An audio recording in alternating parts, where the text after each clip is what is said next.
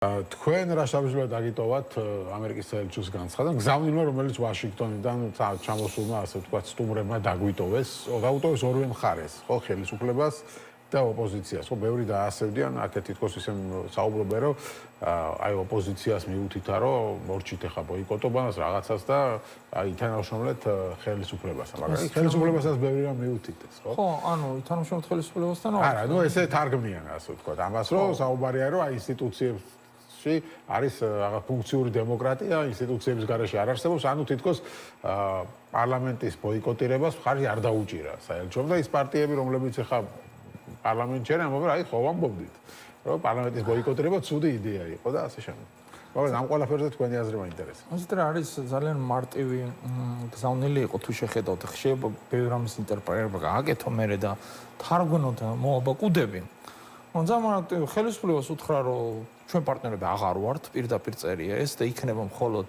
საჭიროების მიხედვით თანამშრომლობა ანუ ეს რატო წერია ანუ წერია რომ გაგრძელდება თანამშრომლობა არცად არ წერია სტრატეგიულ პარტნიორობაზე საქართველოსთან ანუ ეს იმის ნიშანია მე მანამდე ნუ გზა არის გასავლელი ხო ეს იმის ნიშანია და ასევე მითითებულია თუმცა კონკრეტიკა არ არის იმაზე რომ ამერიკამ კიდევ ერთხელ დააყენა ის პირობები რომელიც რა გზაც არის გასავლელი ხო ეს ცნობილია ხო ეხა აქ ნახსენები არ არის მაგრამ ის მოთხოვნები რაც იყო და რომელიც ემთხვევა ამ შემთხვევაში ევროკავშირსაც ეს არის პოლიტპატიმრების გამოშვება ეს არის კანონების უკან წაღება იმ რუსული კანონების ხო ესენი დაკონკრეტებული არ არის არ ვიცი მაგრამ ეს ვიცით ეგ არის პირობა არ ვარაუდობთ ეს ვიცით იმიტომ რომ ეს იყო გადაცემული მანამდე ერთ-ერთი პირობა სხვა შორის რომელიც ამერიკელებს აქვთ ეს არ აქვთ ევროპელებს რაშიც განსხვავდებიან და ეს ხოთი შორის დინარაძის ვიზიტის დროსაც იყო ნახსენები ამერიკის მხრიდან ეს არის მათი უკმაყოფილება საქართველოს ხელისუფლების ჩინეთთან და უაღრეს დაახლოების და საერთაშორისო ეს ამ გრაუნდში ჩანს ხო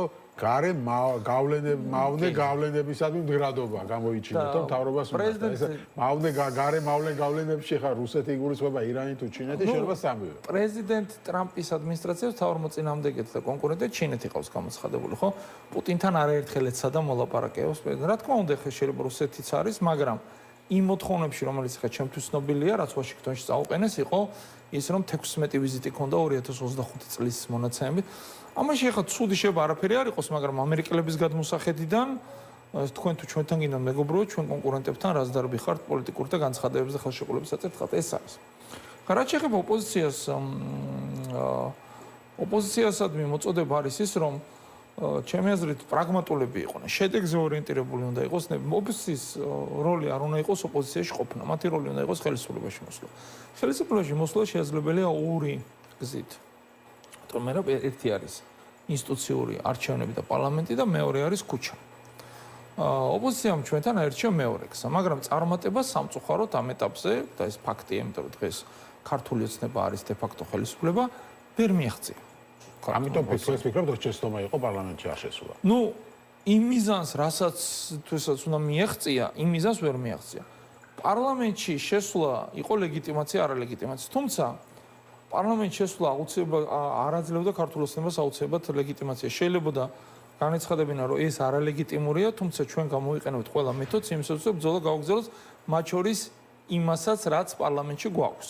ასე გაკეთება შეიძლებოდა. მე ამჯერა ზოგი ჩემი კოლეგა ამას არ ეთანხმება და რა თქმა უნდა ყველა ჩვენი აზრის უფლება გვაქვს მაგრამ შედეგებმა რაც ანახა ის რომ დღეს ოპოზიცია ბევრად უფრო სუსტია სამწუხაროდ ვიდრე ის იყო არჩევნების შემდეგ არჩევნების შემდეგ მოსახლეობაში მოხდა იყო მაღალი პროტესტის და ამ მოხდის გამოყენება ოპოზიციას უნდა შეძლებოდა სამწუხაროა რომ ვერ შეძლეს ძალიან კარგია რომ დღეს რაღაც გაერთიანებებზე კოალიციაზე ალიანსზე მიდის საუბარი ეს სწორია რამდენად მოიტან შედეგს ეს სანახო ყველაფერი იზომება შედეგი და ფაქტებით განსაკუთრებით პოლიტიკა არის ძალიან გულცივი რა ემოციებით პოლიტიკა არ უნდა აკეთო შეიძლება პოლიტიკაში ემოცია გამოხატო ეს ხანდახან აუცილებელიც არის მაგრამ მის შედეგებს ვერ გაზომო შენ ან ხარ ხელისუფლებაში ან არ ხარ ხელისუფლებაში ან შეგიძლია რაღაც გაკეთება ეს არის ახლა ამერიკული გადმოსახედიდანაც როდესაც არის ოპოზიცია რომელიც შეიძლება იდეოლოგიურად და ასევე რა თქმა უნდა ფასეულობის გადმოსახედიდან ბევრად უფრო ახლოს არის მათთვის ვიდრე ხელისუფლება მაგრამ ეს ოპოზიცია არა მარტო ვერ ახერხებს ხელისუფლებაში მოსვლას გზაც არ არის სულ უფრო და უფრო შორდება ქართულ ოპოზიციას რო დაეწყო 20-22 დღევანდელი სიტუაციით და ნელა მისულიყო 20-24 სიტუაციამდე, ანუ უკვე ხმარო წასულიყო პროცესი. მაშინ ვიტყოვით, რომ პროგრესია, ხო? აი, პირიქით მოხდა. დაიწყო საკმაოდ დიდი მხარდაჭერით და დღეს ბევრად უფრო შემცირებულია ეს მხარდაჭერა, ნიჰილიზმია ძალიან დიდი. საერთაშორისო ქართულ ოცნებას არ მოაკლდა ასევე მხარდამჭერები განსაკუთრებით მათი ევროკავშირის მიმართ განცხადების შედეგად, მაგრამ ერთი რამე არის ცხადი, მე მგონი და ამას ამერიკის სახელმწიფო დეპარტამენტი არ ჭირდება, თუმცა ამერიკელებმა ძალიან მქონდა მე შეხვედრა ამერიკის წარმომადგენლებთან ძალიან პირდაპირ თქვეს ბატონო მე. იმისათვის რომ ბატონი ბიძინა ივანიშვილის პარტია დამარცხდეს, ვიღაცამ უნდა შეძლოს და მოიგოს. სანამ მომგები არ არის, რამდენადაც მზად არ უნდა იყოს ივანიშვილის პარტია წასაგებად, რამდენადაც ბევრ შეცდომას არ უნდა უშვებდეს. მის ხელისუფლებიდან ჩამოშორება სამწუხაროდ ვერ მოხდება. ხო, რა თქმა უნდა. და ამიტომ ნიშნავს იმას, რომ ამერიკის შეერთებული შტატები ნელ-ნელა ეგუება ამ სტატუს კვოს და ის გადაწყვეტს, რომ მე როგორიც არის ოცნება, ისეთ ოცნებასთან ითანამშრომლობს. ხო, მაგრამ ეს თანამშრომლობა იქნება ძალიან მინიმალური. ანუ ჩვენ გადავალთ მესამე ხარისხოვან ქვეყნებში, ნახეთ ხო ვიღაცებს, იგივე მსოფლიო ჩემპიონატი ძალიან კარგი ის არის, რომ ვიღაც ქვეყნებს ვიზებს არ თხოვენ და საქართველოს იმ ქვეყნების სიაში მოხვდა, ვისაც ფულადი, ასე ვთქვათ, ხშირ შემთხვევაში ფულადი გარანტიების შეტანა ვის მოქალაქეებსაც ჭირდება, ხო? ჩვენ ნახეთ სახელმწიფო ვიზიტები აზერბაიჯანის და სომხეთის პრეზიდენტების თეთრსახში, ამერიკის ვიცე-პრეზიდენტის ორივე ქვეყანაში, ეხლა მარკ რუბიო მოახერხა და სომხეთში შეიარა, საქართველოს არის გარიყო. ხო, არა, ეს გზავნილია, რომ ჯერ დაბალ დონეზე არის, მაგრამ აქ არის სტრატეგიულ, ასე ვთქვათ, ურთიერთობებზე ლაპარაკი, უბრალოდ აი ეს ყველაფერი უნდა მდგრადი სტრატეგიული პარტნიორობისთვის საჭიროა იქნება უწყვეტი პროგრესი. იმ პირობების უზრუნველყოფით, რომელიც საქართველოს სანდო პარტნიორად აქცევს. მაგრამ ეს პირობები რა დაუყენეს მას?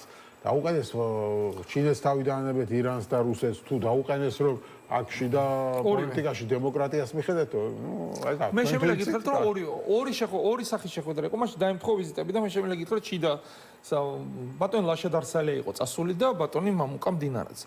ბატონ ლაშა დარსალია ეს ამერიკაში. მაშინ აი გზავნილები იყო დემოკრატიაზე და ბატონ მამუკა მდინარაძესთან გზავნილები იყო ჩინეთზე და უსაფრთხოებზე. ამერიკის მიდგომა საკუთარ პარტნიორებს მიმართ არის ასე ვთქვათ განზომილებიანი და ეს არ შეცვლილა არც რეიგანის დროს, არც კენედის დროს, არც ტრამპის დროს არასდროს არ შეცვლება. ამერიკა მეგობრობს ამ ფასეულობებით, ამ პრაგმატიზმით.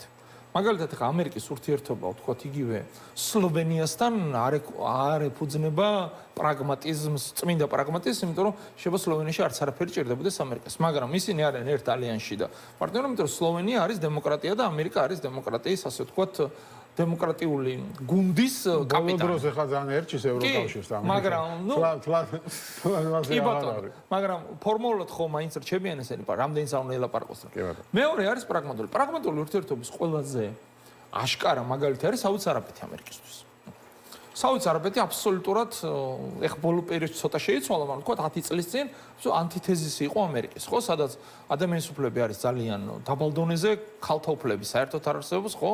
ანუ შარიათის კანონებია ძალიან მკაცრი მისი აღთქმით, შარიათი სხვადასხვანაირად იკითხება და ძალიან მკაცრი მისი აღთქმით და ამასთან ერთად საუდის არაბეთი არასდროს არ გამოთქონდა არანაირ ნიშნებს იმისათვის, რომ დემოკრატიისკენ გადასვლას ვაპირებთ. ეს რამე არასდროს არ აცეთ საუდის არაბეთს, მაგრამ მიუხედავად ამისა, ნავთობი იყო ეს ირანთან მისი მეზობლობა და ასე ვთქვათ ირანის წინააღმდეგ მისი გამოყენება ამერიკა ან იგივე სადამ ხუსეინის წინააღმდეგ ამერიკა საუდის არაბეთთან მეგობრობდა. აქ არის მარტო. თუ შენ პირველი არ შეგიძლია, მეორეში იმდენად ძლიერი უნდა იყო, რომ ამერიკამ შეიძლება პირველში თვალე დაყო. პოლიტიკა სამწუხაროდ ესე კეთდება.